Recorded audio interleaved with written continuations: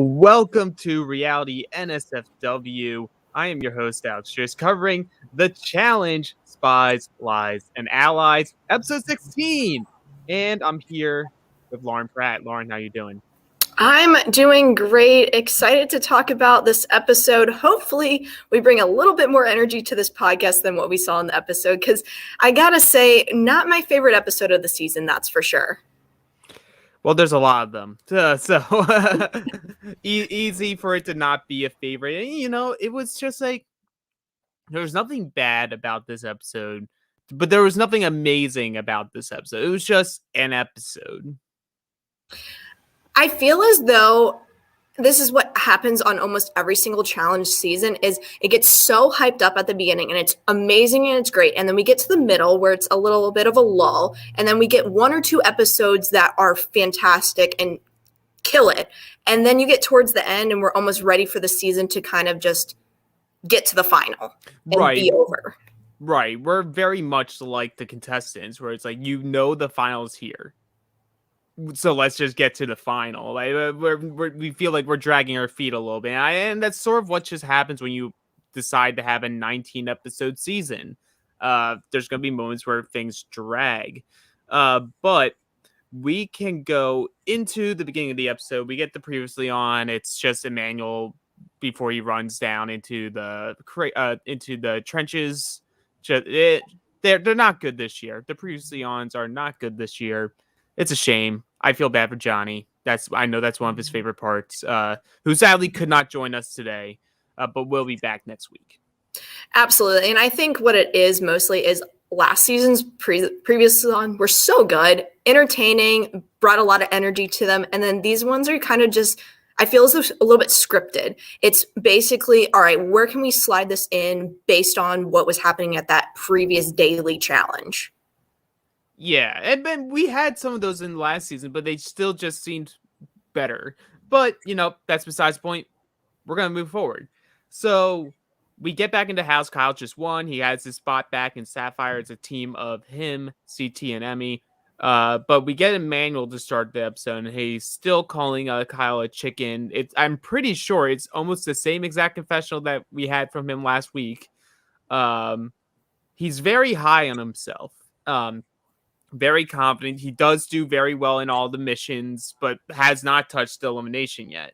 But he seems to think everyone is scared of him. And I appreciate someone that has confidence in themselves that they're going to perform and do well, but I need to see it as a viewer. And I agree, he's done really well in the missions and all of that, but he hasn't gone down into an elimination. And I think that's the key place that you can actually prove how great of a competitor that you truly are. And that's what we see from Emmy. Emmy is a killer competitor because time and time again goes in, proves herself, and it hasn't been the same type of eliminations either. She's had to do different things to move forward within the game. Yeah, and she had to prove a lot, especially this episode, conquering her lack of strength in puzzle, despite and sort of having to ignore CT and all of his yelling during that in order to get it done. Emmy's been a roller coaster. We can stop right here for a quick moment because, obviously, if you're watching this episode, you've watched the episode. Emmy wins, is only, I believe, the third person ever to win 4 eliminations in a season. Last one was Leroy in Exodus 2, I want to say, but I know for sure the last female to do it was Laurel, who won 4 eliminations in Free Agents, which she won. So I agree with what Nelson said in his very scripted promo or confessional that Emmy, it's a back and forth relationship with Emmy for me, but she, without a doubt, no matter what you think about Emmy, she is the rookie of the year or at least the rookie of the season. Definitely the rookie of the season, no doubt about it there. And we are really on that roller coaster level, as you said, because I think some episodes you come out of it saying, oh my gosh, rooting for Emmy, love Emmy. And then others you're saying, ooh, don't really know how I feel because I just can't necessarily, she's very difficult to read. In my opinion, yes. Just don't. Oh, go for it. No. Go ahead. I just have some other thoughts about Emmy, but please wrap up what you wanted to say. Yeah, I'm just saying she's difficult to read because you just don't know what you're going to get on that particular day. You see her interactions with CT, very calm, very cool, and able to be level headed when she's with him. But when she's with other people, she can kind of go in so many different directions and doesn't actually seem to be able to fully articulate her thoughts necessarily to those other specific people. And I think if CT wasn't in this game, she would have a tough road ahead. Yeah, definitely. I agree. I definitely agree with you there. I personally believe this was one of her better episodes. You see her, weirdly enough, being the calm head, trying to get Sapphire to be together. Despite CT's very childish behavior and Kyle's also childish behavior, not just getting along with each other, even though Kyle at least will be good and say, like, I'm willing to do it for the game, but he devalued our friendship. That's it. I'm not gonna look forward for it. CT though is just like, oh, why would he join my team? Woe is me. Woe is me. Why is someone going against my master idea of what I want this game to be? It's him being very entitled to his spot. Which, granted, you're CT, like, you're gonna be entitled to it, but like, I didn't expect him to react so childish about it. Well, and it also goes back to, what do you expect Kyle to do? If Kyle thinks that you're the best competitor, of course he's going to come to your cell, because in Kyle's mind, he's probably thinking, I'm going to run the final with these people. And I got to say, Emmy, one of the strongest girls in the house as well. So being on a team with both her and CT can be super beneficial if that is indeed what they are doing in the final, which is running together. And I don't think it's happening. And you see it at the end of the episode, TJ even making that point, saying, don't get too comfortable. And now people really need to realize, probably not going to run in these cells. Well, they don't realize it. Or at least they're not showing us on TV that they realize that could be a possibility. All of them are making decision-making based off, we're going to be running the final in these cell groups. So why would you ever try to compromise us? It's a lot of people being very entitled, but not realizing they're being entitled about it. Which, before we move forward, I did skip the part where Devin's congratulating Kyle for his win, but says, like, it's weird to say, but like, Josh, I'm gonna miss him. Like, he was always honest. He was such a straight shooter. And then he goes and throws his friends Amanda and Tori under the bus because it's both of their fault that Josh is gone. And it's like this continuation of the trend of power has gone to Devin's head, where he thinks everything should just be going his way. And now he keeps putting more blame on his friends when they're not on his team anymore, and saying it's their fault, it's their fault, it's their fault. It can't possibly be my fault. I can't possibly be in the wrong. It's their fault. Right. So my biggest takeaway for Devin is this. I think Devin can be very rootable when he is playing the underdog role. This season, he's not playing the underdog role. He's at the top of the food chain. And I think that is why we're seeing some people say, not sure how I feel about Devin right now, because he, in his mind, thinks everything he's doing is rational. And it's not, because he's really actually distancing himself from friends that he has in this game, because he thinks that they're making all the wrong moves. When in actuality, he's not, fully trusting in the people that he's had history with, because they don't do anything against him necessarily, but in his mind, he thinks that they do, because they're not doing everything that he wants them to do in the game. And that's why we're seeing he plays better in the underdog role. He's rootable then, he's more likable, he has these funny one-liners and everything. But this season, because he has not had his back against the wall, he's not as enjoyable to watch, in my opinion. Like, he's still enjoyable to watch, but it's like, I'm not so, like, when I watch a show, like anyone, you have your favorites, you have the people that you're rooting against, you have the people you're rooting for. I don't tend to root against that many people actively. I like to root for people, and I it's just that I root for them less when they show their ass. And I think Devin showed his ass a good bit this season. And I ain't talking about Kyle's ass that we did see this episode multiple times, which I'm very sad that Johnny's not on to discuss all of that. Because I'm sure Johnny would have had some stories about it, which I won't. But we'll move forward from there. It's just that Devin is in a position he is not familiar with, even though it's a position that he always thinks of himself to supposed to be at. So now that he's at that level, it's sort of just interesting how he's attacking the ones closer to him because they're not going with his agenda, even though he can't understand that they also need to do what's best for their game, not just his game.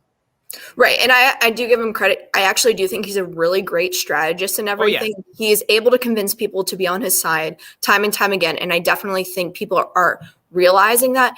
I'm rooting for Devin still to win a challenge season because I actually do like him. He's a great character to have on the season. And he's someone that I think we're going to constantly see return in future seasons. Yeah. We'll when we get to the end of the episode, we can sort of discuss a little further who we think could win or want to win at this point with who's remaining on the table. But it's day off. It's yacht day. Vote day from TJ to the contestants. We don't get a ton here, but it's just a rehash a couple relationship stuff. So we get this Nany thread still of Emerald's in such a good position, but she understands they're so close to final, maybe like 1 or 2 eliminations for each group away, depending on how they do it. And she's very close to finally being able to run this final with Casey. And so now it's her goal is to do everything in her power to prevent any of that switching up. Makes sense, but part of me keeps thinking they keep highlighting this as like for most of Emerald, that's like their only storyline is keeping it intact, run with Casey. I feel like these next few episodes, they have to be showing this for a reason, and the reason it has to be they don't get there with Casey. Yeah, so I was thinking the amount of times that Nany keeps saying it, there has to be some type of storyline there. And you're right, they wouldn't keep showing it unless there's a reason behind it.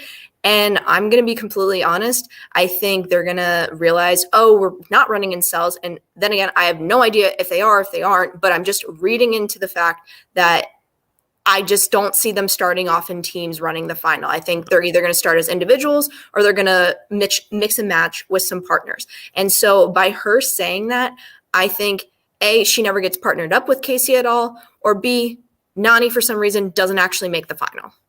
Right, and we could go down a rabbit hole discussing how we think that final is going to be run, because there's also a possibility they do start it in these cells, depending on how the cell makeup is.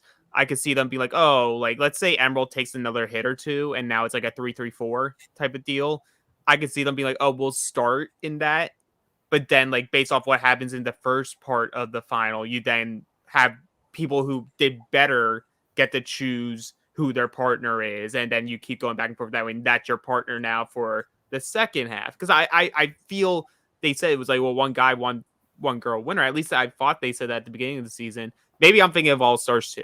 Who knows? All Stars 2 is so much more fun to watch. That's also another reason why they should not be airing both of them at the same time, because I think people are so hyped up on the All Stars train right now, and that's why people aren't as invested with this current challenge season that is going on. But I will say there's 11 people left, correct? Yes. There are at the moment 6 guys and 5 girls. So yeah, okay. 11. So 11 people left. So I'm guessing obviously we're going to see another guy go for sure, take us down to 10. And then I think maybe go into a final there potentially, but then maybe see a purge at the beginning of the final. That's always a possibility, like similar to what we've seen on, I think like one of the War of the Worlds did that, or both of them maybe. We know All Stars did that. So that is a likely possibility that you go with 5 and 5 and a guy and a girl get dropped at the end of the first challenge. So that's especially because now that we're at episode 16, you have to believe at least one person is leaving next week. 17, yep. Yeah. And then with 2 episodes left, now I'm assuming that one of them, it does not include the reunion. Then you have the 2 episodes for your finale, depending on their episode length, because they may just do, 1 hour and a half. That's plenty of time to do a final. We'll see. But the other half of it, because we already did talk the post-yacht thing with Emmy and Kyle's like talking about the friendship and being able to work with CT professionally, but go their separate ways after the task is done. The other storyline that we keep getting is the Tori and Devin relationship. So both of them are saying at the yacht that, at least in confessional, that they do have a good friendship that's been building in the past year. They trust each other. Devin sees Tori still as his number 1 female ally, but he is still pretty upset over how she handled the last mission going for herself. And Tori's upset that Devin doesn't realize she's not on his team anymore. Why should she still be doing only what benefits Devin and not what benefits herself and her situation? So here's my take on this entire situation. I actually somewhat agree with Tori because yes. Devin is 100% pushing his own agenda.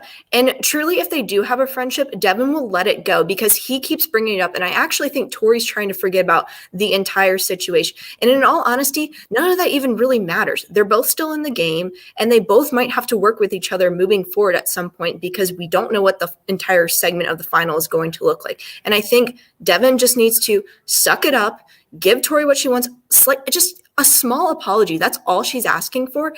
And at the end of the day, I just think that they both need to get over it themselves because it's just something that it keeps coming up. And I just don't understand why, because it's really actually going to potentially hinder both of their games.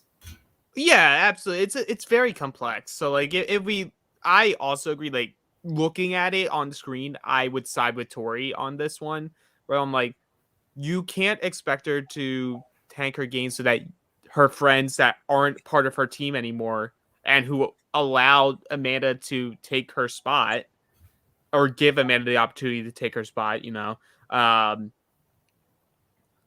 to like still only be playing for Emerald. Like she's not part of that team anymore. And if she lets you win, she's exposed. Yes, it was a guy's mission last week, but her goal is to keep strong people around her. Both the guys she on her team she sees as strong. So you're going to do what you need to do there. But from Devin's aspect, I can also understand him because I have a similar thing where I can apologize. I can apologize to the moon, but there's times where you feel like you saying the apology would feel empty saying it. Because like one, he doesn't really feel he's in the wrong because he's at this point just not accepting the other person's side of the argument. So if you're not accepting the other person's side of the argument, in your head, you don't understand why is it that you need to say something because he's like, well, you ganged up on me. Like, if anything, you should be apologizing to me because you guys were trying to put us in danger. Instead of just saying, oh, she was just trying to win to protect her and the people that are now her team. So in his idea, he's like, I will only say an apology if I truly mean it. And I know if I say it here, I don't truly mean it. And if that's true, and you see that, then all my apologies in the future will mean nothing because they won't have any substance behind it. And that's what I do actually appreciate about Devin because that's him being real. He thinks if he does apologize to her, that's him being fake in the situation because he does not think that he's in the wrong. So I do appreciate that about his personality, and I prefer to see that in people. I don't necessarily want fake apologies, but I'm just looking at the game aspect and just saying, suck it up for the game and apologize to her because then that's all she wanted. You're all good from there. But if you're outside of the game, different story for sure. I think he can go about it the way that he would want to. But in the game, you need as many allies as you possibly can have because in her mind, she could be thinking, and we see this on many other reality television shows, is why in the world am I going to do something to help somebody else win and not myself? Because I'm not here to play Devin's game and let Devin win. I came out here for me to win. And you think and see it in so many other seasons where there's a dominant player that's at the top and wants everyone to do what they want them to do. And then there's people that all of a sudden have a pushback with it because they're saying to themselves, why did I come all the way out here just to help someone else win and tank my own game? It makes no sense. Yeah, and Tori has said herself that she feels in past seasons she wasn't just playing for herself, she was playing for her friends. This time she wants to play for herself. The only thing I would go against Devin on is how he went about the conversation and also saying like it's irrational to apologize for hurting people's feelings. Because I hurt a lot of people's feelings. Do I need to apologize to everyone? The answer is yes.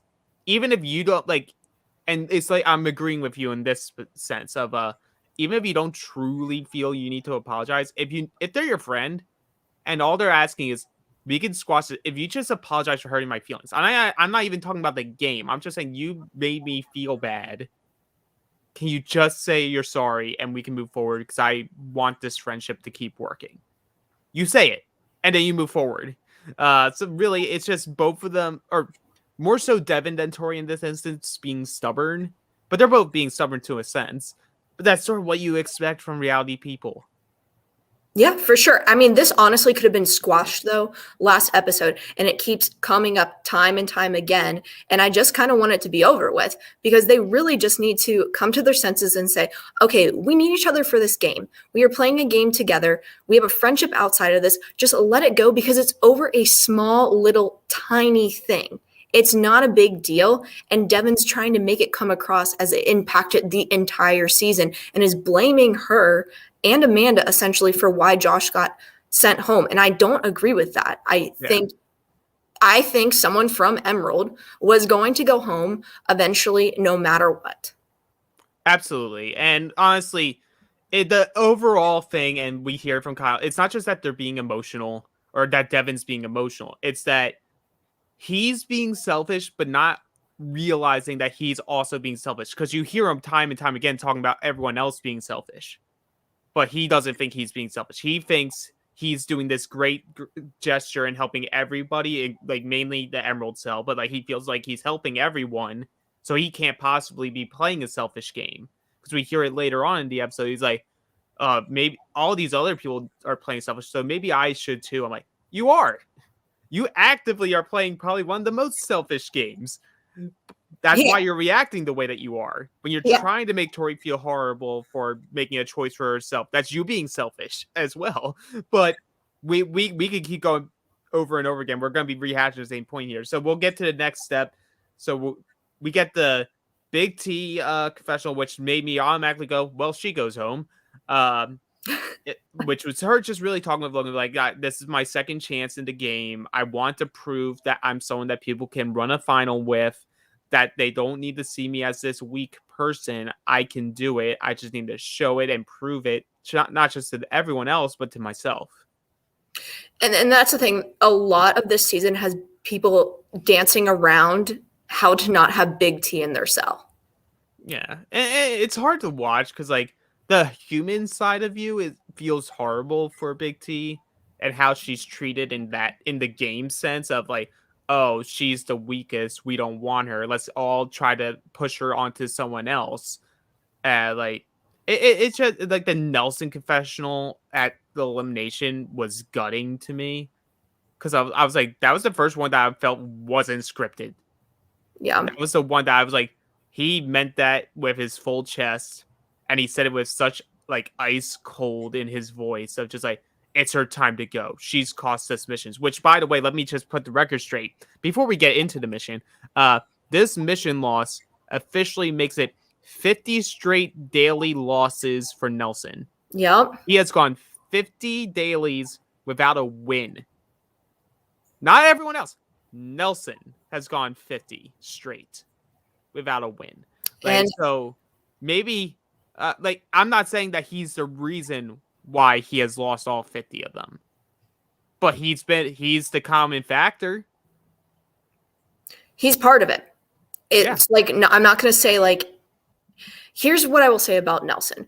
I think Nelson puts himself on a high pedestal thinking that he is some fabulous competitor. Has he proved how good he is in certain eliminations? Yeah, sure. Give him credit there. But in the daily missions, he has not come through, and he seems to always put the blame on every other single person. And I think he needs to take a step back, look at himself as well. Now, I think if they had different people on the Ruby Cell throughout this season, they could have maybe won. But he also plays a role on why they lose. He's not the person that single-handedly carries the team, makes sure that the team is doing this, this, and that, because if that was happening, they would have won something. And I actually think they messed up not winning this daily because they got outsmarted. Well, yeah, definitely. Like Nelson was the work harder, not smarter mentality. Like he's like, I'm a brute. Like I'm not saying that in a negative sense. I'm just saying like I'm a physical, like that's my strength is I'm strong. I have endurance. Like when it comes to athleticism, Nelson's on the upper tier of the people that we have on this show, but he's not truly the person who can make a plan come together.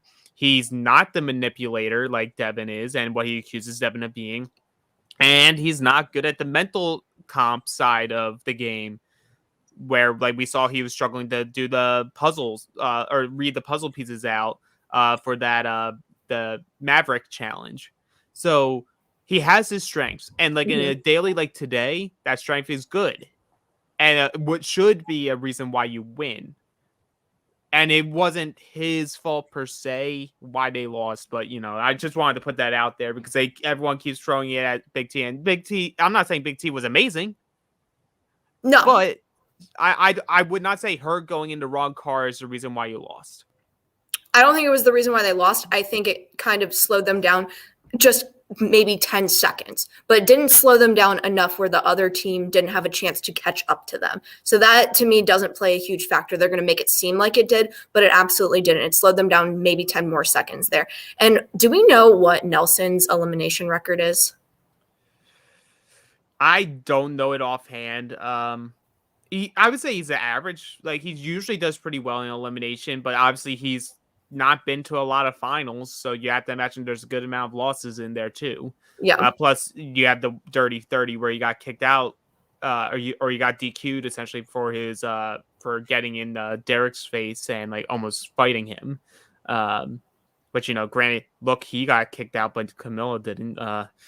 Yeah, there's that. But anyway, it's time to talk about the mission. But before they start the mission, TJ wants them to know what $1 million looks like and feels like. And you see this, you see one of the 3 safes, and he opens the safe, and everyone sees what $1 million hard cash looks like. And then you cue Casey with the only time they ever use her for confessionals or a word is at the dailies. Well, because she keeps her nose clean. Like I understand people who say like Casey's not a good reality TV character, and I don't think a lot of us disagree there. We like Casey as a person, yes. So we're not going to trash Casey. And I'm more focused on, for her, she's not there to be the character. She's there to be the competitor, and she beats out every time. So you're not going to get a lot of screen time and have a lot of confessionals go your way unless you're actually controlling. And she is controlling the season, but who are you going to have give the confessional about it? Are you going to give Casey the confessional, or are you going to give Devin the confessional? Right, and I agree with that, but I also think Casey has more to offer than they are giving her on some seasons, because she definitely has the chops to be able to deliver in confessional, but you have to give her that opportunity because she actually is playing a great strategic game. And I think we talked about this before. Whenever their cell has won, she's controlled which girl has been nominated. Yep, absolutely. And it's easy to say she's still my winner pick from the female side of who's left. That's just facts right now, guys. Like let's be real. Until we see otherwise, she's the top dog of the remaining women. The only person I think at this moment could give her a run for her money would be Emmy. Yes, depending on the partner. Because like if for whatever reason Emmy isn't with CT, then I don't think Emmy's that much of a threat. Like because she needs to have a partner that is very guiding and gentle with her, like CT is with her. I don't think Kyle would be. I don't think Nelson would be at all. Potentially Devin, but like, well, we would have to see what the situation is. But I feel like you don't need to worry about who the guy competitor is with Casey. You just need to, like, if Casey's with any one of these guys, they're in a good spot. Oh, yeah, she could work with anyone. She's probably one of the most easygoing people we've ever seen in a challenge house because she's going to kind of keep her hands clean. She knows exactly what to say and when to say it. And I think people enjoy working with her because A, she's a great competitor, but B, she's also going to be very supportive of her partner. Right. But yeah, so we find out the money is weighs a ton, essentially. Literally, it weighs a ton. So it's called Million Dollar Heist. Already a better name than it's straightforward, but it's also a better name than Bomb or Blast or whatever you want to do. It doesn't involve a bomb, which is perfect. It was literally an old fashioned challenge of each group had $1 million cash in a safe. You then had to put them into two duffel bags. Each team only has two duffel bags, and you race back and forth from the safe to your badass SUVs, where you then had to put all the money in. Every single dollar had to be put in there and fit in the SUV. First person to complete it and close all the doors with them all their money in it wins, becomes the agency, safe from elimination, and they get to decide who goes down in elimination. So I'm going to point something out. This is why I am not enjoying the cells as much anymore, because I absolutely think having more numbers helps these groups in the missions. I mean, Emerald, I think if they were equal in numbers, would not win as many times as they have won. And I know we go back and forth with this saying, well, they definitely should win because then you get an upper hand going into the next daily. And so I just think the cells, to me, was a miss on this season. I think their intentions of making it happen at the beginning, I was hyped about when it was 6, 6, and 6. Awesome. It looked great on paper, but how it progressed, it's a miss for me. Yeah, definitely. And I think part of that miss is them not thinking people wouldn't infiltrate the winning team. Because like I think that was specifically why they said, oh, you could take anyone's spot. It doesn't matter if they won. So they probably thought there would have been more drama and more people being like, oh, we're gonna keep infiltrating whoever wins and create the friction there. But they didn't, which allowed Emeralds to keep its nucleus intact. Definitely was a reason why they won today, because like having 5 people, you saw Sapphire. Sapphire had no chance because CT and Kyle were eventually going to tire out because they were the 2 people who were lugging all the money on their backs the entire time. Because you have to imagine, depending on how many trips they had to do, like you probably could fit like at least 100 pounds of that cash into those duffel bags. So you're basically carrying a person, or at least like a large child, back and forth across. They're saying, I think it's like probably like it. I would have to imagine it was probably like a mile each way, maybe 2.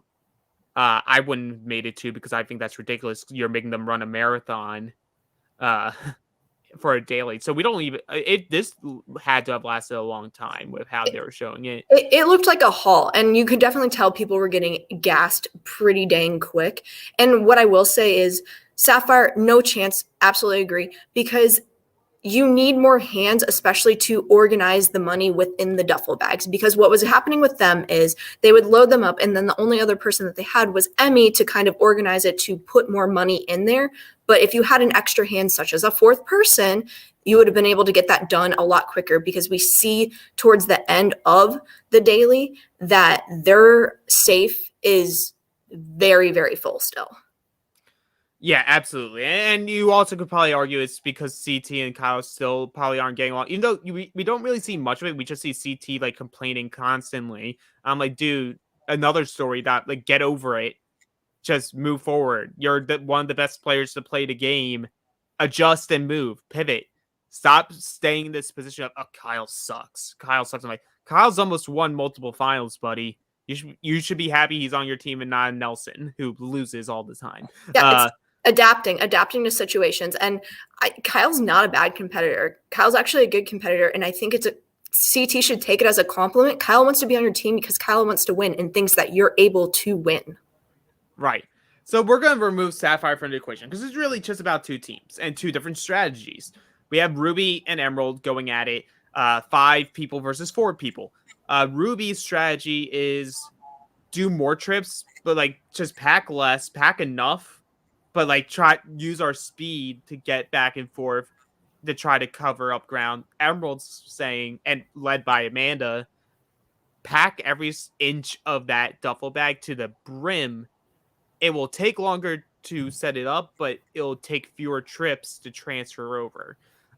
Ultimately, that's what wins the day. So a big win due in part because of Amanda's resourcefulness and figuring out how to maximize the bag. I agree with Emerald's strategy. It does never make sense in something where you're also running multiple miles of, oh, let's just try to be the faster team and do a lot of trips. Fewer trips wins today, like basically 100% of the time. Right. They definitely had the best strategy going in to this daily. And I think Amanda absolutely deserves more credit than she gets. She's a useful person to have on your team. And I think people actually on that cell are starting to recognize that yes, is she going to be probably the most endurance person you're going to have? No, but she's very, very intelligent and very, very smart. You need those type of people. You can't just have someone that can strictly just run. They have to be able to do other things besides just be the workhorse. Right. And like when you look at the grander scheme of things here, because people were talking about, oh, Amanda would be weak and not ready for a final. We didn't see her as the person getting tired running back and forth. Like, obviously, she wasn't the one holding the bag, but she was running with everyone, and we saw people not running with the bag getting tired. The main people getting tired were Big T and Devin. Devin looked like a couple times like he was going to pass out from, like, that's how fatigued and tired he was. And we see Nelson comment about it here, and he comments about it later. But he comments about it saying, like, Devin's the type of guy who would rather go and get a beer and shoot some pool than get on the treadmill. Which like Johnny's mentioned it before. It's like, if you're going to be doing these shows and this is like your money maker, you can still have that lifestyle, but you also need to just put in extra work and put that effort in where you know the end goal is endurance. You need to have that endurance. And like, did Devin stop? No, but it is a weakness. Yeah, definitely one of his weaknesses for sure. But also Devin realized that's a weakness of his. And I do think if he continues to do these, he's going to change that because we've seen it with a couple other people. For instance, Josh this season, amazing shape. He, to me, looked final ready 100%. I think he would have been able to keep up with anyone in the running portion of it. So for Devin, he has everything mentally. And I actually think if he gets to the point where he has that little bit more endurance, he's going to do completely fine. And he didn't stop. So he wasn't dragging his team down. He wasn't behind anybody. He just was taking a couple little extra breaths when they were loading the bags. Right. And ultimately, that's what pays off. Emerald wins the mission. They're all safe from elimination. They are now the agency. And we are heading into the elimination now with knowing that there's only 3 possible options of Tori, Big T, and Emmy. But before we go into the aftermath of the mission and going into everything else that happened on this episode, we will be right back after you hear a word from some of our sponsors. Ho, ho, ho, gentlemen! The holidays have come early here at Manscaped, the leading men's hygiene brand. Manscaped just launched new products, including their ultra-new, ultra-premium body wash and a 2-in-1 shampoo and conditioner. It's time to give yourself or someone who needs it the gift of beautiful skin, hair, and balls this holiday season. Go to manscaped.com and use promo code SURVIVOR for 20% off and free shipping. Jingle balls to the walls. Fellas, listen up. Untrimmed pubes are a thing of the past, and it's possible you have Santa's beard in your pants. Could be Matt Bischoff's. It's time to leave your significant other some cookies and milk at the bottom of your chimney. I am talking about Manscaped Performance Package 4.0. Oh, now, I had a lot of sex when I got back from my last appearance. I literally had sex 8 times in 12 hours. And, I did some damage down there, fellas. I did some serious damage. I had to call my doctor. There was swelling. There was everything else. It was bad, but you know it wasn't bad? My balls, because I shaved them with Manscaped. Oh, There was the lighting at the top of the tree, but the bottom of the tree looked perfect. Inside the Performance Package 4.0, you'll find the signature Lawnmower 4.0. This electric trimmer has proprietary advanced skin-safe technology to reduce cuts on your nuts. It's also waterproof, so you can use it in the shower. It's like a gift to your partner with less mess. The Manscaped Performance Package 4.0 also includes the Crop Preserver and Crop Reviver, an anti-chafing ball deodorant, moisturizer, and toner. It's time to keep your North Pole feeling and smelling fresh. This hygiene bundle will also come with a pair of Manscaped anti-chafing boxers. God bless it. I needed and used that this week. I promise you. The perfect package for your perfect package. Manscaped is going beyond the groin with their new ultra premium body wash. It's infused with aloe vera and sea salt to keep your skin feeling clean, nice, and moisturized. They also just launched their new 2-in-1 shampoo and conditioner, which has key ingredients with benefits that include hydrating, nourishing, conditioning the scalp, and strengthening your hair at the same time. 'Tis the season to load up on Manscaped products. So get yourself, your dad, your brother, your friends, your neighbor, the best gift of all, the Manscaped Performance Package 4.0. Reality NSFW listeners get 20% off and free shipping with the code SURVIVOR at manscaped.com. Every guy out there needs to add Manscaped to their wish list this holiday season.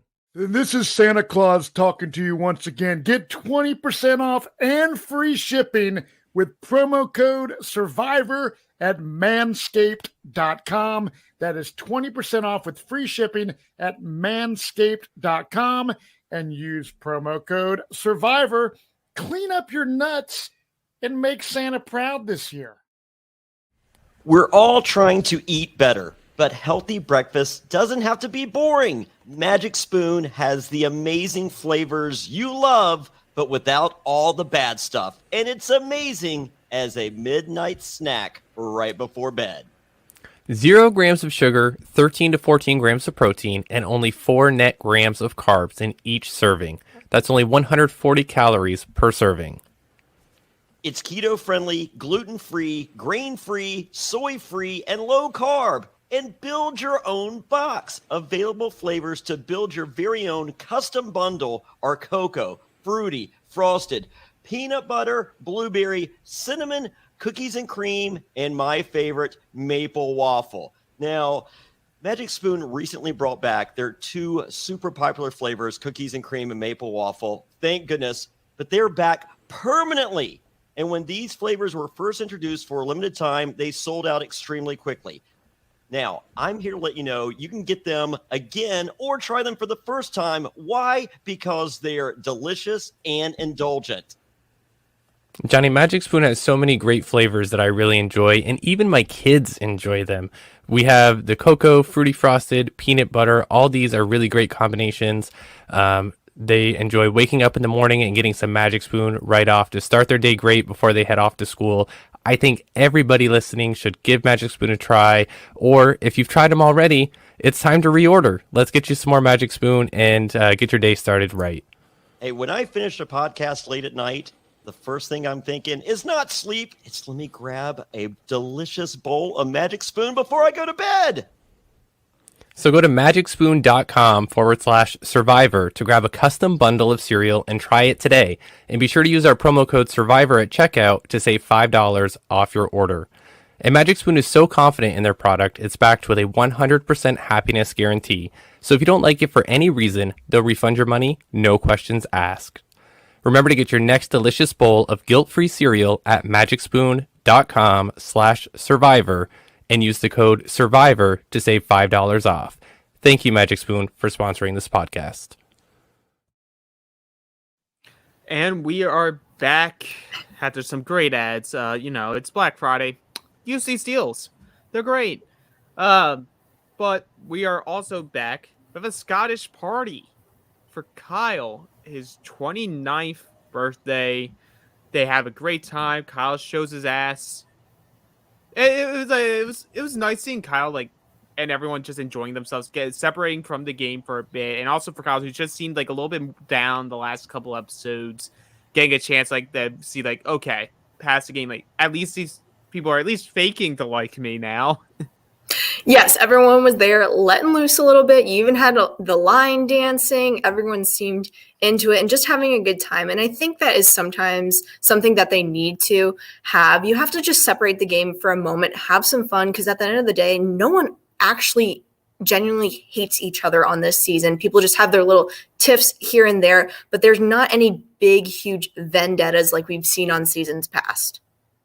Right, and a lot of them, like we can tell, are made for TV. Right. It is what it is. But during the end, towards the back end of that part, we do see Big T and Tori talking, and Big T sort of saying to Tori, like, I'm planning to ask to go in.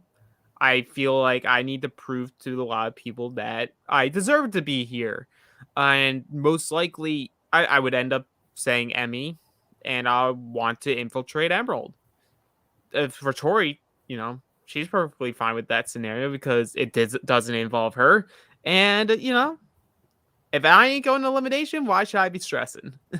Exactly. You don't want to go down into elimination. If you can avoid it at any possible situation, go for it, because anything can happen in an elimination. We've seen it where people have gone in super confident that they're going to win and they don't end up winning. They end up going home, and then that person that did win might end up going to a final or whatever. But I think a lot of what has happened on this season is people pushing to get themselves voted in if they know the target is indeed on their back as a potential option, because they want to see what's in the elimination and who are they then going to choose to go up against. Because I think it's a huge advantage for you to be able to see what is down there and then analyze, okay, who can I actually beat in this type of scenario? And we hear it time and time again. Sometimes you don't know that it's pole wrestle because there's not a pole there. But in this elimination in particular, you definitely saw a pool and you definitely saw a puzzle. Right. Like, you didn't know, obviously, going in. But, yeah, it's a lot of people who want to go in, sort of like change the narrative of, no, I wasn't the person picked because I'm weak. You should pick me because you see me as weak, and then I get to choose who I go up against. But, like, Emerald still is on this, like, might and high, like, thing of, well, we keep doing favors for everyone, and they keep stealing from us. I'm like, it's happened once. Mm-hmm. You've had the power like 5 times. It's happened one time. People haven't been taking advantage of you. They literally have done what you asked, which was not infiltrate you, except for Amanda. But Amanda told you that if she went in, either way, she was going to take a spot on Emerald. So, like, I don't understand this logic. And also, this entire plan, and we can just break that down, like, from here through nomination. Whole plan was horrible because it does not matter if you made Big T the house vote or had Tori be the house vote, because either way, Big T was the one getting called down. Like, Yep. more likely, like, there's a possibility in this world where Tori picks Emmy because she sees the puzzle. I don't know, but I still feel like Big T, more times than not, because you don't know what the challenge or the elimination is going to be, Big T's the one getting called. So it literally makes no sense to try to piss off someone else who's ultimately going to pick Big T, because in the event that they don't beat Big T's still taking your spot. Whereas with the other ones, there's more of a chance if Big T's the one who picks them, they just go back to their other team. So Emerald was literally getting in their own way this episode. And I was just like so frustrated from the strategic side of me. I was like, all across the board, horrible decision making, even though they got the intended results that they wanted ultimately at the end.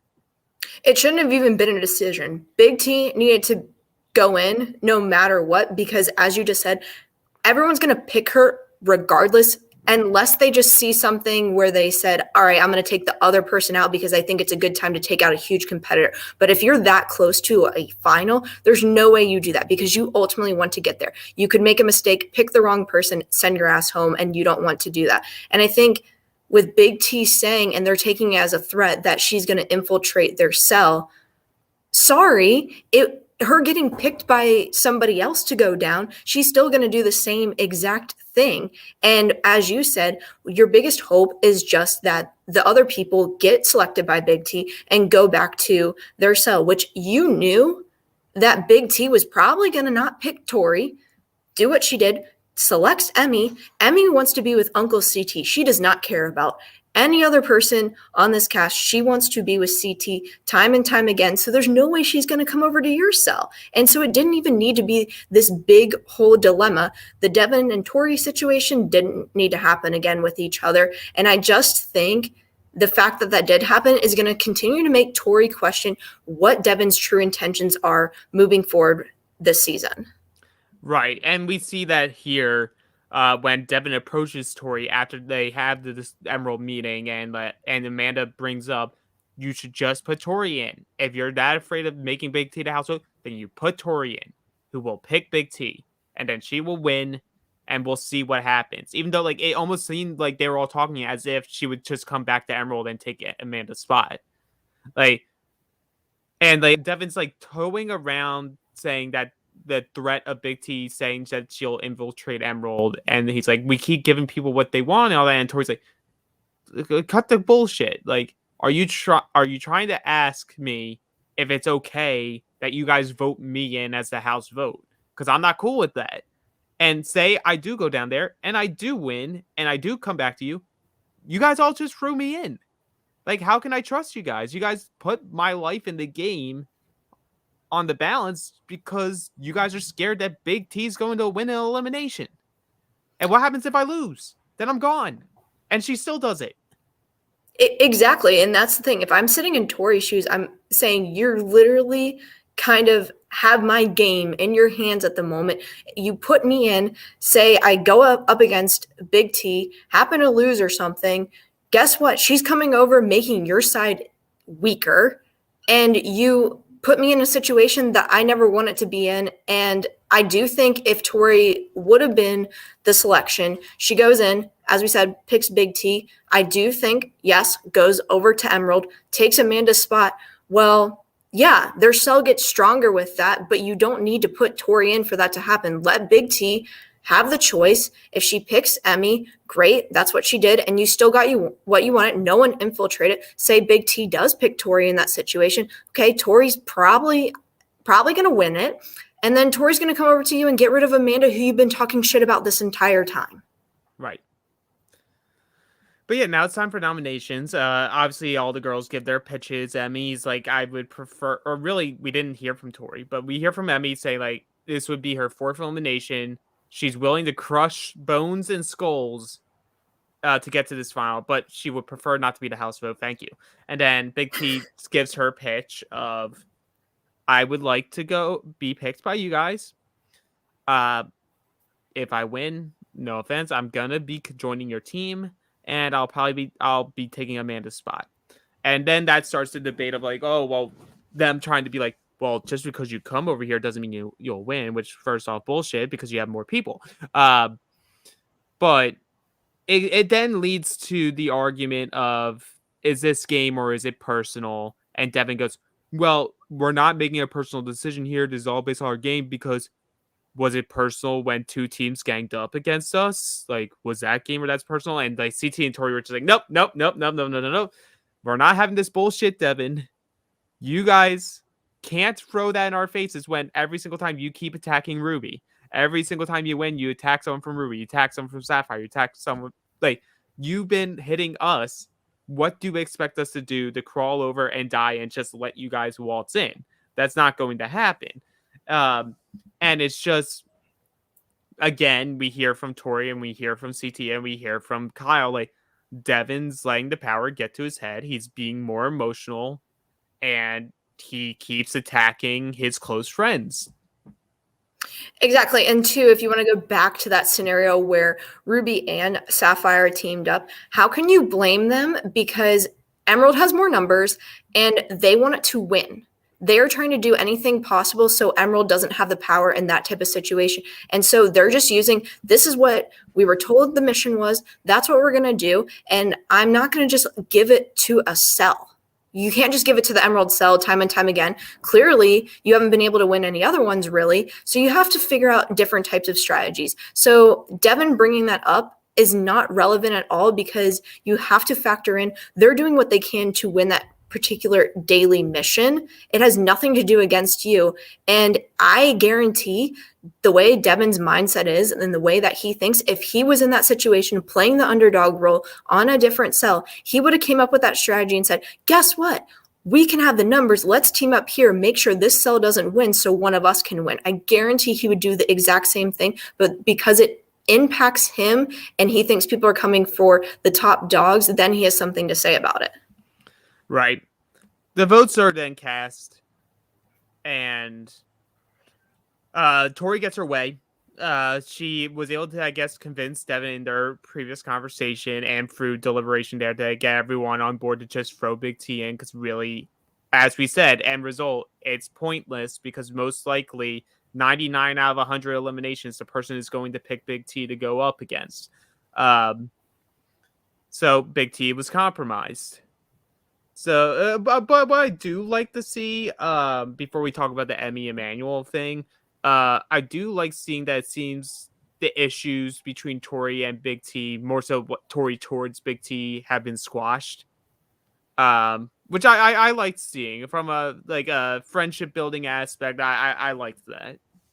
The conversation that they had with each other seemed completely real to me. It didn't seem fake at all. And I do think moving forward on future seasons, I actually could see them kind of having some type of a relationship with each other if they're both on the same season, because I think Tori has a big respect for Big T. Big T has a huge heart and she is very likable and people do root for her. Yes, they're trying to dance around having her on her cell, this, and that. But at the end of the day, I think people recognize that she just is a really good human. Right, and part of it, I feel like it's totally game from Tori's side of like, just keep nice. Hopefully she doesn't pick me if we keep talking about this stuff and talk together. But we know Tori outside the show wants to be liked by everybody. She doesn't want to have enemies. So she felt coming into season Big T was an enemy because they went against each other. So obviously, originally at the beginning of the season, we even saw her like, I want to sabotage the veterans lines just to get my vendetta against Big T. But from having all this time together, it seems like they were able to at least get past that. So that's cool to see. We then have Emmy complaining to Emmanuel because she feels Emmanuel should have more power than what he is, even though he's just a rookie, because they're friends outside this show. She feels Tori isn't the weapon. She's been the weapon this season, which she's right.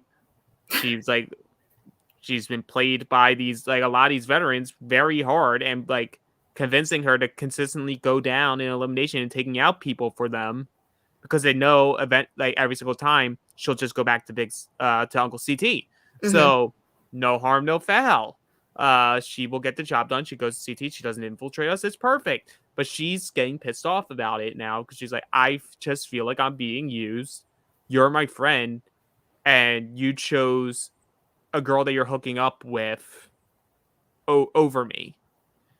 Even though we had this bond prior to the show and we're both Romania.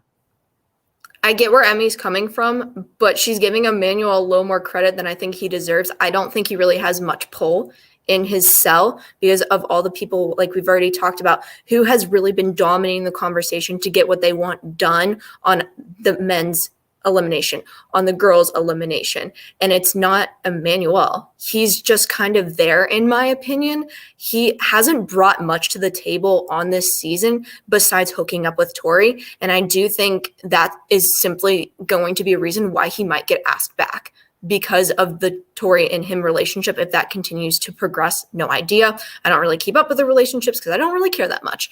But I'm just saying, I think he is a good competitor, but we haven't seen what he can do in an elimination yet.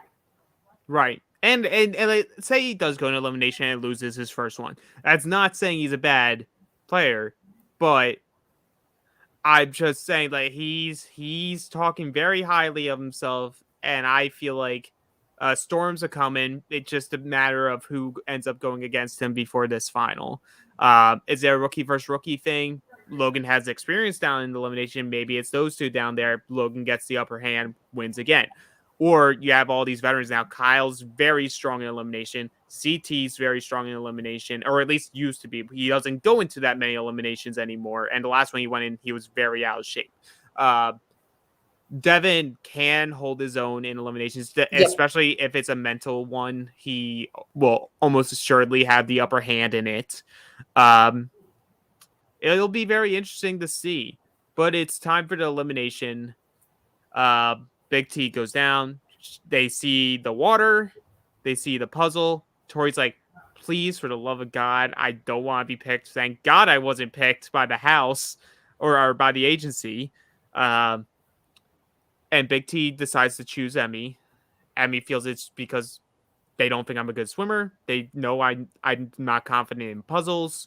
But we will see what's going to happen. And I actually liked the name of this elimination, License to Chill. Yeah, it was a good one. The other ones have not been the best, but this one actually made complete sense.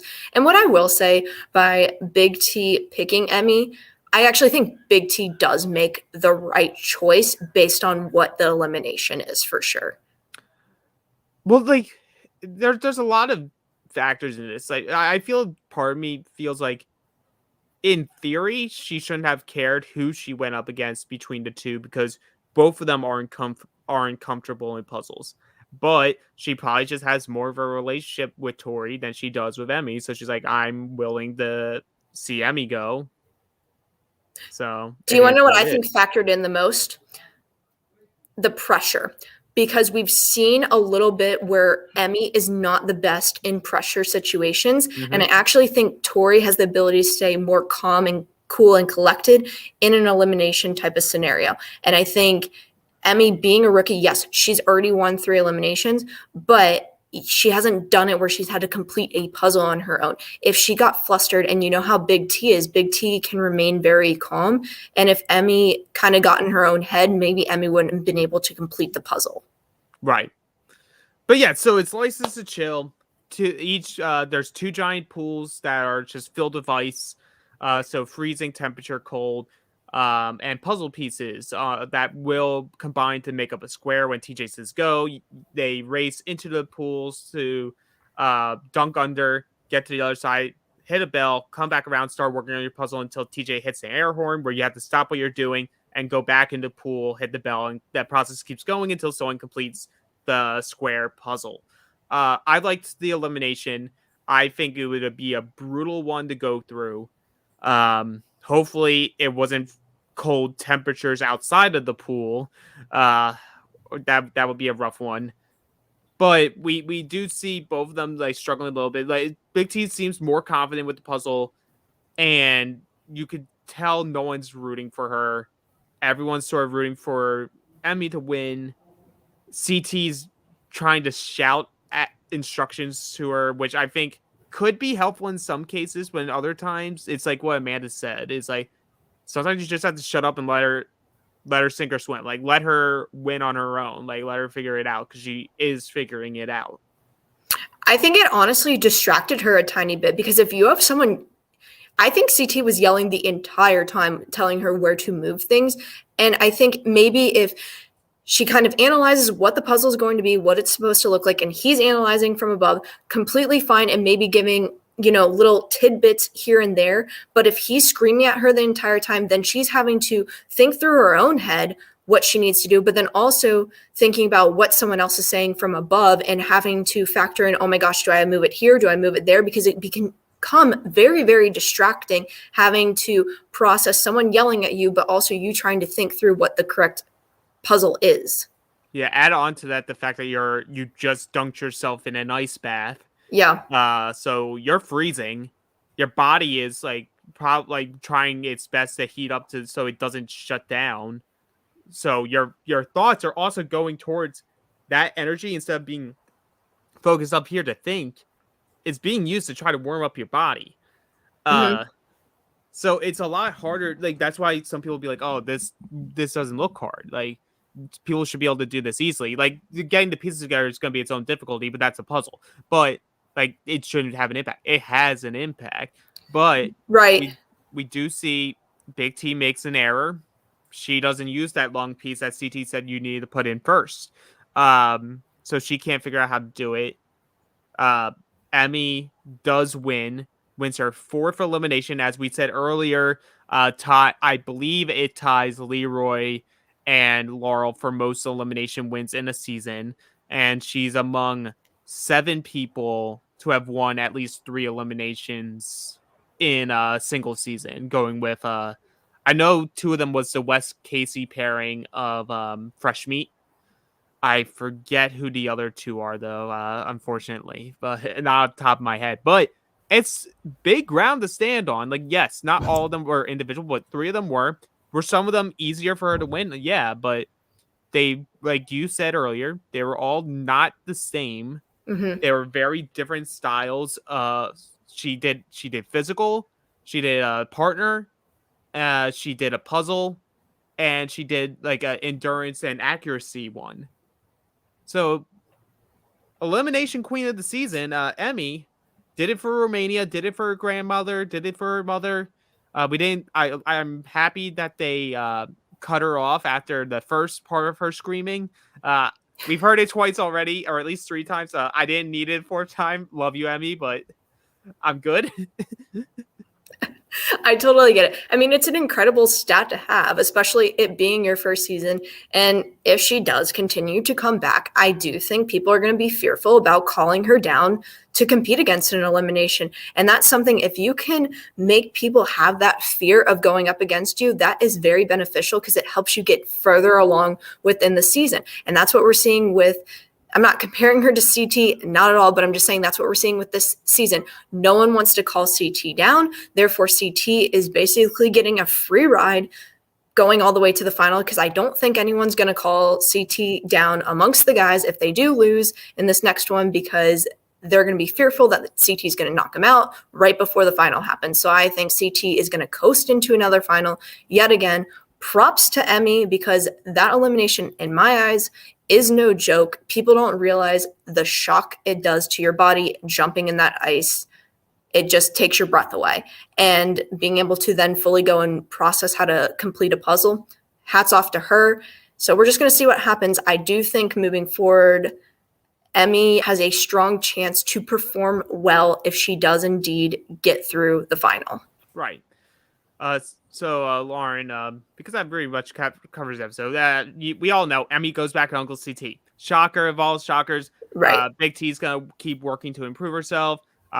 Tori also mentions that Big T's gonna do that. Great for her. We know that most likely she's not gonna be on the next season due to life and other things in her life that she wants to be doing. Not saying she's done with the challenge, but she will be back. Mhm. I believe she will be. But you're never finishing that puzzle. Me? No. No.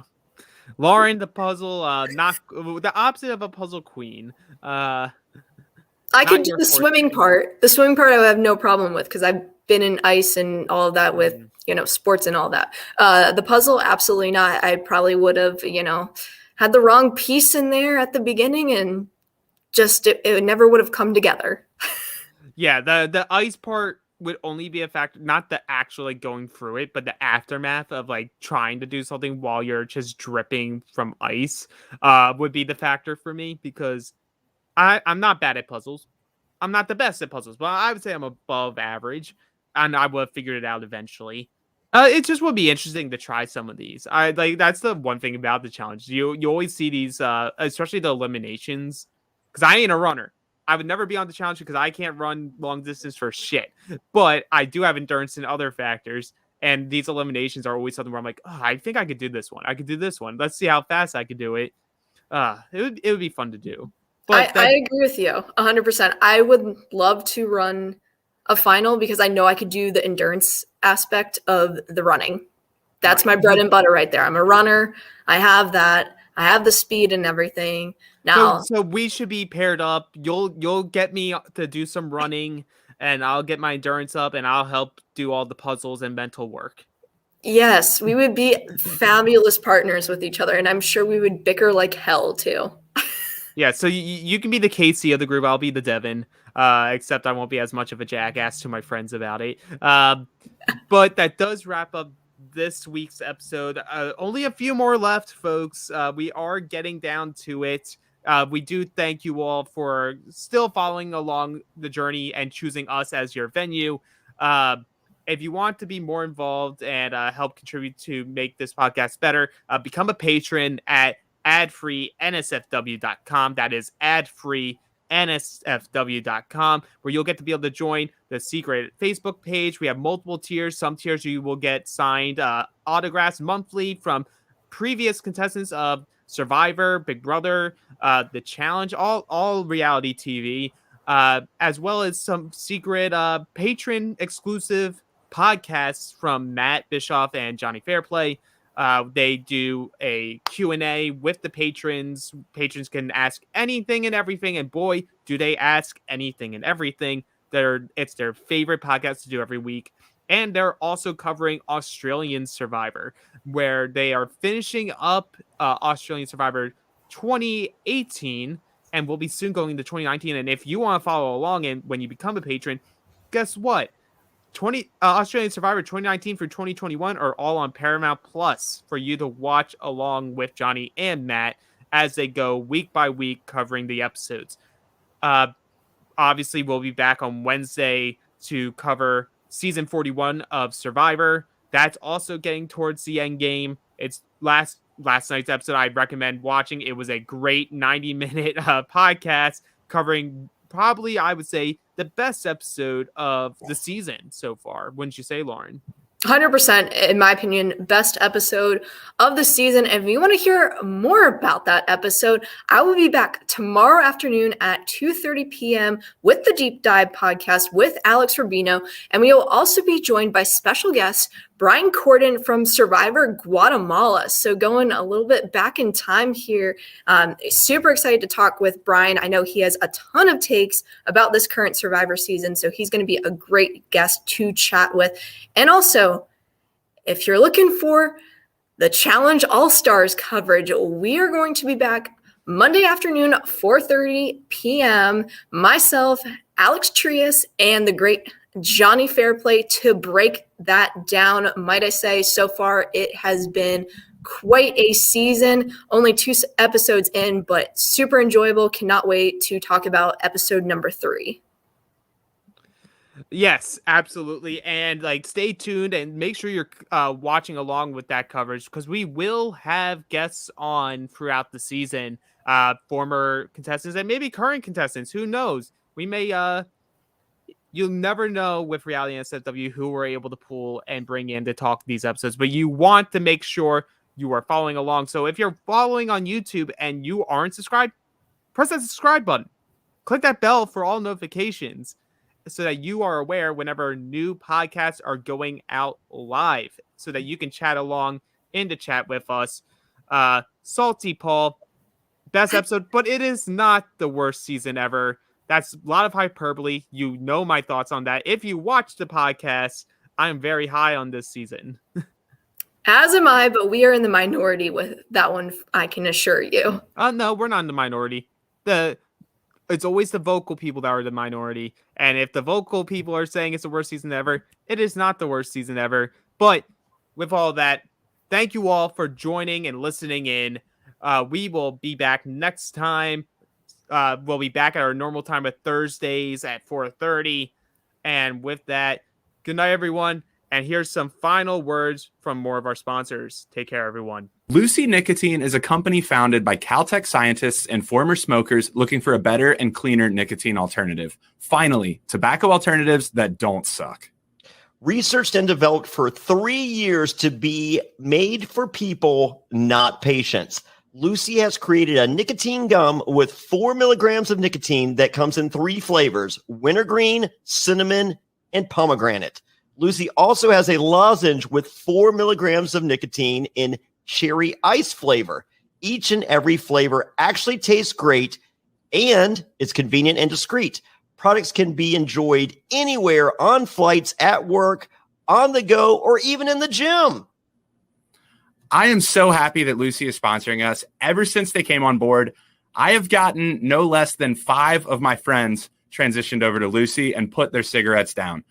They like the gum. I'm used to seeing the packages all around. This stuff is great, and it's really helping people make much healthier choices. So get on board and join the Lucy movement. Hey, it's 2021. Get rid of your cigarettes, unplug your vape, throw out your dip, and get some Lucy nicotine gum or lozenges. This is the real deal. A subscription to Lucy comes directly to your door each month. It's so simple that you don't even have to leave your house because Lucy has delivery down. Reality NSFW listeners, go to lucy.co and use promo code SURVIVOR to get 20% off all products, including gum or lozenges. That's lucy.co and use promo code SURVIVOR at checkout. Also, I have to give this disclaimer. Warning, this product contains nicotine derived from tobacco. Nicotine is an addictive chemical. That's lucy.co, and be sure to use that promo code SURVIVOR. This episode of Reality NSFW is sponsored by Blue Chew. Say it with us, Blue Chew. Blue Chew is making waves and bringing more confidence to the bedroom by offering chewable tablets that can help men get stronger and longer lasting erections. That's right, we're giving away super hard dicks. Blue Chew is a unique online service that delivers the same active ingredients as Viagra and Cialis, but in chewable form and at a fraction of the cost. Blue Chew's tablets help men achieve harder, stronger erections to combat all forms of ED. Blue Chew is an online prescription service, so no visits to the doctor offices, no awkward conversations, and no waiting in line at the pharmacy. And it ships right to your door in a discreet package. The process is simple. Sign up at BlueChew.com, consult with one of their licensed medical providers, and once you're approved, you'll receive your prescription within days. And the best part, it's all done online. Blue Chew's licensed medical providers work with you to find the right ingredient and strength for your prescription. Don't like swallowing pills? No problem here. Blue Chew's sildenafil and tadalafil tablets are chewable. Blue Chew's tablets are made in the USA and they prepare and ship direct, so it's cheaper than a pharmacy. Hey, if you're looking to give that immunity idol to someone, or you don't want to be voted out of a crater, don't worry, Blue Chew's got you covered. So if you could benefit from extra confidence when it's time to perform, visit BlueChew.com for more details and important safety information. And we've got a special deal for our listeners. Try Blue Chew free when you use promo code SURVIVOR at checkout. Just pay $5 shipping. That's Blue Chew, BlueChew.com, promo code SURVIVOR to receive your first month free. And we thank